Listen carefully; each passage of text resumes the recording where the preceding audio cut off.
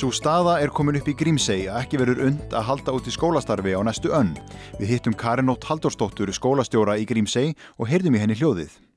Sko, það náttúrulega ástæðan fyrir því að það ekki skóli vegna þess að það eru í rauninni ekki nemendur í hann. Það svona eldast úr honum og svona og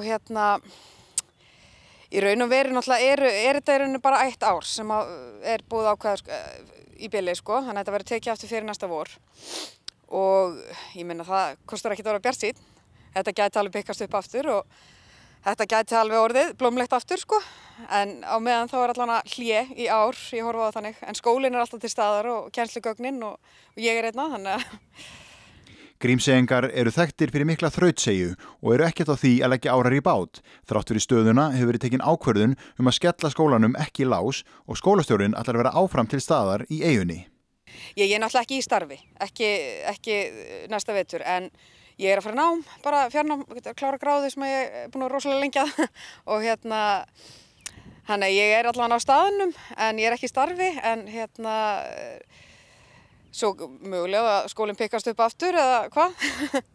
Hvað búin að vera skólastjóri lengi? Ég búin að vera skólastjóri í 5 ár. 5 ár, já. Var kennari í 1 ár fyrir það. Hvernig hefur skólahaldi verið? Þetta frá 1. upp í 10. bekk? Skólinn hefur verið frá 1. upp í 8. bekk. Svo hef ég verið með 9. bekk í nokkur skipti. En ég hef aldrei verið með 10. bekk. Þó reyndar var nú alveg búið að svona gefa leyfi fyrir því að það væri hægt, sko. En það komst aldrei reynsla á það. Og hvernig hefur svona nemendafjöldin verið á þessum 5 árum sem þú hefur verið hér? Hann hefur misjafn. Þau voru... ætli það hafi ekki verið 9 fyrsta árum eftir skólastjóri, nei 11 fyrsta árum eftir skólastjóri. Svo voru þær 3 í fyrra og 2 í leikskólanum, þannig að þetta hefur verið mjög breytilegt, sko. Og sem skólastjóri þá ert þú líka kennari eða hvað í skólanum? Já. Ég held að ég hafi verið að kenna það bil 17 til 20 tíma á viku. En að hafa skóla í Grímsey, það skiptir gríðarlega miklu máli? Að sjálfsögðu gerir það þá. Ef það eru börnin á veturna með vetursveitu, þá skiptir náttúrulega mjög miklu máli að hafa skóla því að þú skuttlar einhverjum börnum héðan í land í skólan, sko. Þannig að það ekkert þetta sameina eitt eða allavega það ekkert svona hægt að hafa neitt skólabílasystem allavega.